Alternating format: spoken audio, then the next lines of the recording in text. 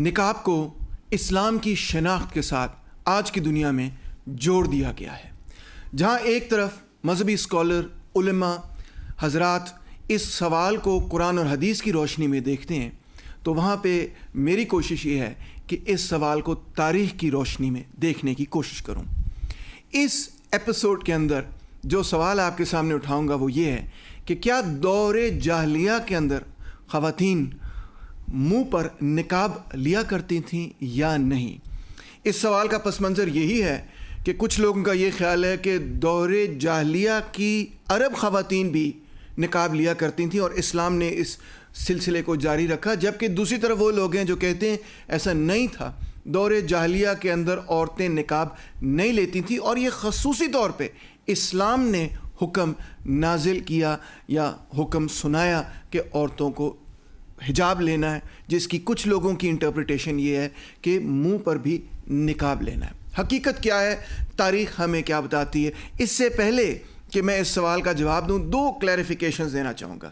پہلی بات تو یہ کہ جب میں نقاب کی بات کروں تو میں سر ڈھکنے کی بات نہیں کر رہا، کیونکہ آپ بھی ڈیزرٹ میں گئے ہوں گے، صحرا میں آپ کو پتہ ہے اتنی تیز دھوپ ہوتی ہے کہ مرد اور خواتین دونوں ہی سر ڈھکنے پر مجبور ہو جاتے ہیں. کوئی مسلمان ہو یا کرسچن ہو، اس کو سر ڈھکنا ہی پڑتا ہے، کیونکہ اتنی تیز دھوپ میں جہاں پہ آپ اگر اپنا سر نہیں ڈھکیں گے تو آپ کو ہیٹ سٹروک ہو جائے گا.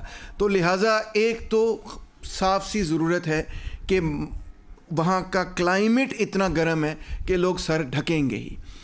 مگر میرا اس ایپیسوڈ میں، اس قسط میں اس کویسچن سے کوئی تعلق ہی نہیں کہ خواتین سر ڈھکتی تھیں یا نہیں ڈھکتی تھیں، کیونکہ میرا یہ کہنا ہے کہ خواتین اور مرد دونوں ہی اپنا سر عربیہ کے اندر ڈھکتے ہوں گے کیونکہ گرمی اتنی سخت تھی.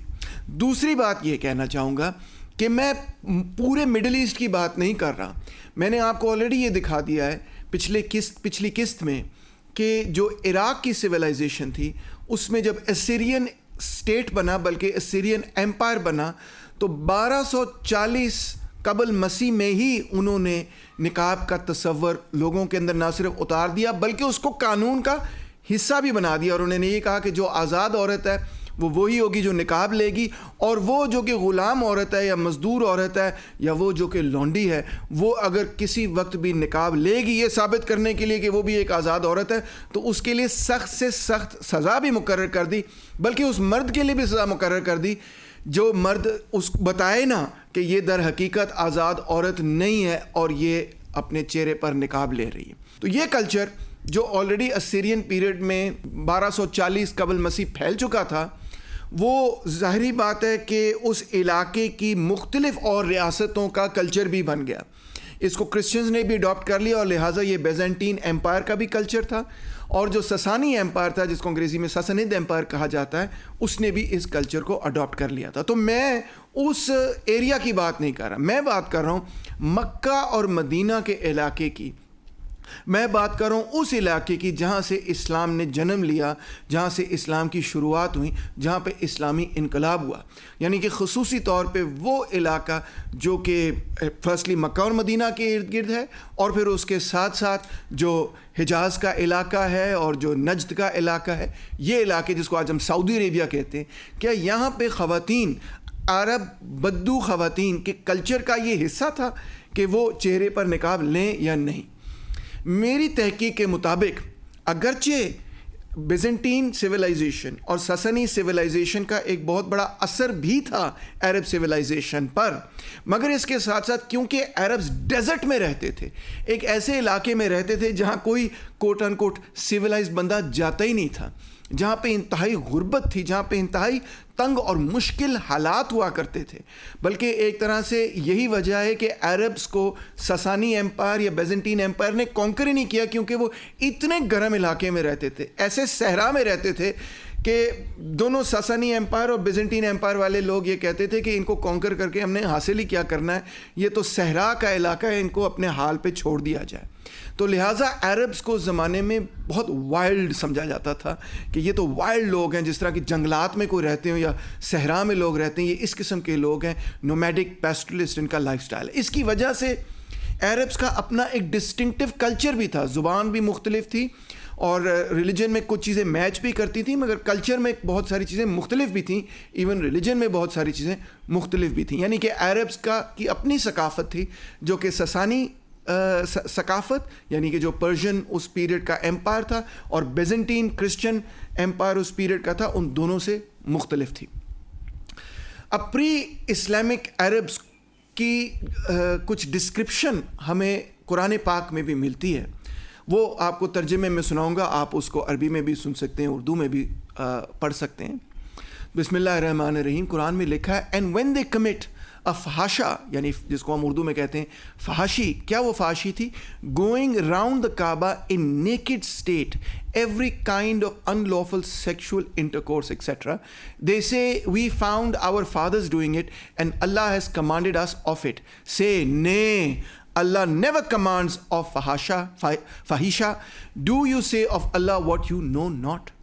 غور کیجئے کہ یہاں پہ قرآن مجید ان روایات کی بات کر رہا ہے جو کہ دور جاہلیہ کی روایات ہیں، جس کے اندر عبادت کا ایک بڑا ہی عجیب و غریب طریقہ ان لوگوں نے اپنایا ہوا تھا، جس کا میں نے ذکر آلریڈی کیا ہے کہ لوگ وہاں پہ اندازہ کریں آپ کہ کعبہ کے ارد گرد جب عبادت کیا کرتے تھے تو وہ نیکڈ عبادت کیا کرتے تھے اور بھی عجیب و غریب قسم کی حرکتیں وہاں کیا کرتے تھے. اور جب ان سے پوچھا جاتا تھا کہ یہ آپ کیا کر رہے ہیں تو وہ یہ کہتے تھے کہ جی ہمیں تو اس کا حکم ہے، ہمارے فور فادرز آباء و اجداد نے یہی کچھ کیا ہے. اور بلکہ وہ اس کو اسکرائب بھی کرتے تھے نعوذ باللہ ٹو اللہ. جب کہ قرآن میں پھر یہ بات آئی بڑی واضح طور پہ کہ ایسا کوئی حکم نہیں، کہ ایسا کوئی احکام نہیں، اور جو لوگ یہ کہہ رہے ہیں وہ در حقیقت جانتے ہی نہیں کہ اللہ کے احکام کیا ہیں. اس سے ہی آپ کو یہ واضح اور کلیئر ہونا چاہیے کہ اس زمانے میں دور جاہلیہ میں عربس کا کیا عجیب و غریب قسم کا کلچر تھا. پھر آگے دیکھیے حدیث کے اندر بھی اس کا ذکر آتا ہے. صحیح البخاری 1665 میں during the pre Islamic period of ignorance, جاہلیہ کے دور میں، the people use to perform طواف آف دا کعبہ نیکڈ ایکسیپٹ دا ہومز، یعنی کہ وہ کپڑے اتار کر طواف کرتے تھے کعبہ کے ارد گرد نعوذ باللہ. And the homes were Quraysh and their offspring, سوائے اس ٹرائب کے جو ہومز تھے جو قریش کا حصہ تھے. دا ہومز use to give clothes to the man who would perform the طواف wearing them and women of the ہومز use to give clothes to the women who would perform the طواف wearing them. Those to whom the ہومز would not give clothes would perform the طواف round دا کعبہ naked. یہ بات حدیث کے اندر بھی آپ پڑھ سکتے ہیں کہ قریش کے لوگ کوشش کرتے تھے کہ یہ لیں، یہ چادر لیں، اپنے بدن کو ڈھک لیں اور پھر اس طرح سے عبادت کریں. اسی بات کا ذکر صحیح البخاری 369 میں بھی آتا ہے. کوٹ Abu Bakr sent me along with other announcers to Mina to make a public announcement. No pagan is allowed to perform Hajj after this year and no naked person is allowed to perform the tawaf around the Kaaba.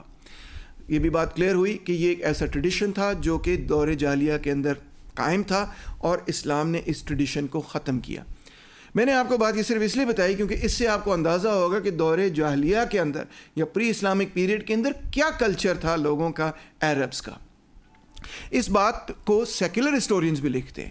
مثال کے طور پہ Cyril Glasse the concise encyclopedia of Islam, Harper and Row publishers, encyclopedia میں لکھا ہے while seeing the men off to war, pre-Islamic Arab women would bare their breasts to encourage men to fight. They would also do so at the battleground. At the Battle of Uhud, Meccan women led by Hind were said to have done so. This changed with Islam. یعنی کہ دور جاہلیہ میں ایک روایت یہ بھی تھی کہ جنگ سے پہلے اور میدان جنگ میں بھی عورتیں اپنے کپڑے اتار کر مردوں کو جذبہ دلانے کی کوشش کرتی تھیں کہ جاؤ جا کے لڑو. اور جب جنگ احد ہوئی تو وہاں پر بھی جو کافروں کی سائڈ سے عورتیں آئی تھیں، کفر کی سائڈ سے عورتیں آئی تھیں، انہوں نے بھی کچھ ایسی حرکتیں کیں. تو آپ اس سے اندازہ لگا سکتے ہیں کہ جو پری اسلامک پیریڈ تھا اس کا کیا کلچر تھا. اگر آپ اسلامک لٹریچر کو پڑھیں، مثال طور پہ ابن تیمیہ کو پڑھیں، تو آپ کو کئی سارے ایسے ریفرنسز مل جائیں گے جس میں لوگ یہ ڈسکس کر رہے ہیں کہ جو مزدور خواتین ہیں وہ حجاب نہیں لیتیں، وہ تو سر پہ بھی دوپٹہ نہیں لیتیں، اور بلکہ ان کو اجازت دی گئی ہے کہ آپ یہ کر سکتے ہیں. مثال کے طور پہ ابن تیمیہ لکھتے ہیں کہ میڈ سرونٹس جو مزدور خواتین ہیں in the time of the companions use to walk in the streets with their heads uncovered and would serve men who had no ill intentions in their hearts. یعنی کہ جو میڈ سرونٹس تھیں, جو مزدور خواتین تھیں, وہ تو سر پہ بھی دوپٹہ نہیں لیا کرتی تھیں in the time of the prophet. حضور پاک صلی اللہ علیہ وآلہ وسلم صحابہ کرام کے دور کے اندر بھی یہ پریکٹس جاری رہی تھی. ان کو یہ نہیں کہا گیا تھا کہ نہیں آپ سر پہ دوپٹہ لیں, آپ اپنی شکل جو ہے اس کو چھپائیں. یہ بڑی سرپرائزنگ بات لگتی ہے, مگر آپ دیکھ سکتے ہیں کہ ابن تیمیہ یہ بات کہہ رہے ہیں کہ میڈ سرونٹس کے لیے اور ورکنگ کلاس خواتین کے لیے یہ بات سچ تھی. انفیکٹ آپ کو یہ بات صحیح بخاری حدیث میں بھی مل جائے گی, 5999 ریفرنس ہے. Narrated Umar bin al-Khattab, some Sabi, the war prisoners, children and women only, were brought before the Prophet, and behold, a woman amongst them was milking her to feed, and whenever she found a child amongst the captive, she took it over her chest and nursed it. And she had lost her child, but later she found him. The Prophet said to us, "Do you think that this lady can throw her son in the fire?" We replied, "No, if she has the power not to throw it in the fire." The Prophet then said, Allah is more merciful to his slaves than this lady to her son. بڑی خوبصورت بات ہے, اتنی مطلب دل کو چھونے والی بات ہے. قصہ یہ ہے کہ یہ کیپٹیوز ہیں جو کافر ہیں, جن میں سے ایک عورت جو کہ جس کا اپنا بچہ ہے مگر اس کو پتہ نہیں وہ بچہ کہاں پہ ہے, وہ دوسرے بچوں کو دودھ پلا رہی ہے اور پھر اپنے بچے کو بھی دودھ پلاتی ہے. اور اس کو دیکھ کے صحابہ کرام سب اتنے متاثر ہیں کہ اس کو کس قدر پیار ہے بچوں سے. اور profit piece be upon him کہتے ہیں کہ اللہ اس سے بھی زیادہ آپ سے پیار کرتا ہے. تو اتنی خوبصورت بات ہے کہ سوری میں تھوڑا جذباتی ہو گیا ہوں, مگر دیکھیں اس سے جو بات میں آپ کو دکھانے کی کوشش کر رہا ہوں وہ یہ ہے کہ ویٹ نرسز اس زمانے کی, یعنی کہ جو دودھ پلانے والی خواتین تھیں, اکثر و بیشتر وہ پبلک کے اندر بھی دودھ پلاتی تھیں اور ان کو اس چیز سے منع نہیں کیا جاتا تھا کیونکہ یہ اس زمانے کی روایت تھی. بعد میں اس پہ پابندی لگی, مگر میں آپ کو صرف یہ بتا رہا ہوں کہ پری اسلامک ٹریڈیشنز کیا تھے کہ جہاں پہ ویٹ نرسز, جن کو ہم انگریزی میں ویٹ نرسز کہتے ہیں, دودھ پلانے والی خواتین جو ہیں وہ اپنے آپ کو کور نہیں کرتی تھیں دودھ پلاتے وقت. یہ بھی ایک دلچسپ قسم کی بات ہے. ان سب باتوں سے تو یہی ثابت ہوتا ہے کہ دور جاہلیہ کی جو خواتین تھیں وہ نقاب نہیں لیا کرتی تھیں, اور خاص طور پہ جو بدو خواتین تھیں وہ تو شاید بالکل بھی نقاب وغیرہ نہیں لیتی تھیں. مگر کچھ ایویڈنس ایسی بھی ہے جو یہ ثابت کرتی ہے کہ جو اربن ویمن تھیں, شہروں کی خواتین تھیں, اور خاص طور پہ اپر کلاس ویمن تھیں جنہوں نے کچھ سفر کیا تھا, ٹریول کیا تھا, یا جو کہ پرشیا, ایجپٹ, بیزنٹین ایمپائر کے کلچر سے واقف تھیں, وہ یہ جانتی تھیں کہ یہ بھی ایک ثقافت اور کلچر ہے کہ آپ اپنے شکل کو چھپا سکتے ہیں. تو کچھ ہمارے سامنے یہ بھی ایویڈنس ہے کہ عرب عورتیں بھی ایسے کیا کرتی تھیں. آئیے آپ کے سامنے کچھ ایویڈنس پریزنٹ کرتا ہوں. اگر آپ نے اسلامک ہسٹری پڑھی ہے تو شاید آپ نے یہ واقعہ بھی سنا ہو کہ ہند بنت عتبہ جب حضور پاک صلی اللہ علیہ وسلم کے سامنے آئیں فتح مکہ کے بعد, تو انہوں نے نقاب لیا ہوا تھا. کس وجہ سے؟ ایک تو اس وجہ سے کہ انہوں نے جنگ احد کے وقت میں حضرت حمزہ اور مختلف صحابہ کرام کے ساتھ جو کیا, ان کا یہ خیال تھا کہ شاید مسلمان مجھے معاف نہیں کریں گے, مجھے مار دیں گے, مجھے قتل کر دیں گے.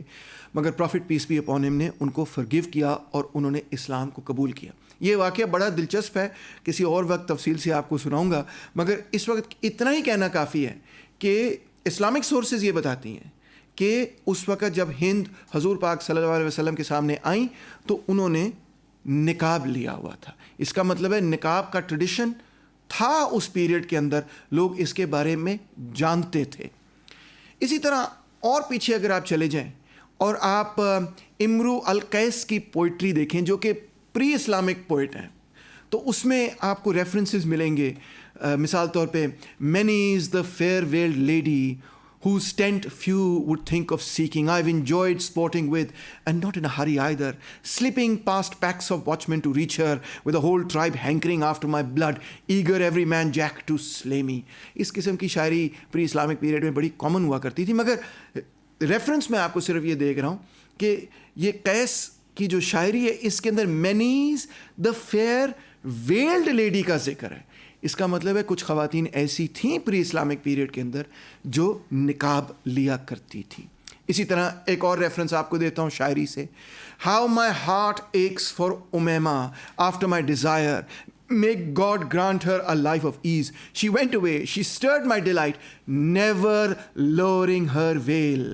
اب دیکھیں یہ بڑی فیمس پری اسلامک پوئم ہے جس کے اندر اگین ریفرنس ہے ویل کا کہ اس نے کبھی اپنا نقاب نہیں گرایا, مجھے اپنا چہرہ نہیں دکھایا. اس کا مطلب ہے کہ پری اسلامک پوئٹری سے ہمیں یہ ایویڈنس ملتی ہے کہ کچھ خواتین بہرحال عربیہ میں ایسی ضرور تھیں جو کہ نقاب لیا کرتی. آئیے جی اب کنکلوژن کی طرف بڑھتے ہیں کہ اس ساری بات سے نتیجہ میں نے کیا اخذ کیا. پہلی بات تو یہ کہ کچھ خواتین تھیں جو کہ اپر کلاس کی خواتین, شہری خواتین تھیں, اور خاص طور پہ وہ جنہوں نے کچھ سفر کیا ہوا تھا, ٹریول کیا ہوا تھا, شاید وہ عراق گئی تھیں یا وہ بیزنٹین ایجپٹ وغیرہ کہیں نہ کہیں گئی تھیں جہاں پہ انہوں نے دیکھا کہ دوسرے علاقوں کے اندر خواتین اپنا چہرہ نقاب میں لیتی ہیں. تو کچھ عرب خواتین ایسی ضرور تھیں اپر کلاس اربن جو کہ یہ کیا کرتی تھیں, مگر ورکنگ کلاس عرب خواتین, بدو خواتین کبھی بھی نقاب نہیں لیتی تھیں. یہ ان کی عمومی کلچر کا حصہ نہیں تھا. ویٹ نرسز یا پروسٹیٹیوٹس جو ہیں وہ تو اپنی چھاتی کو بھی کور نہیں کرتی تھیں. And Arab women would sometimes bear their breasts to Arab warriors to spur them to fight. یہ بھی ایک عجیب و غریب قسم کی روایت تھی دور جاہلیہ کے اندر کہ عورتیں جو ہے اپنے کپڑے اتار دیتی تھیں کہ لڑو. اس ساری بات سے جو مین نتیجہ نکلتا ہے وہ یہ کہ دور جاہلیہ میں یا اسلام سے پہلے عرب خواتین چہرے پر, شکل پر نقاب بالعموم نہیں لیا کرتی تھیں. کچھ خاص خواتین کبھی کبھار جب ان کا دل چاہے ایسی پریکٹس کر لیا کرتی تھیں, مگر یہ پریکٹس کوئی عام فہم پریکٹس پری اسلامک عربیہ میں نہیں تھی. Thank you very much.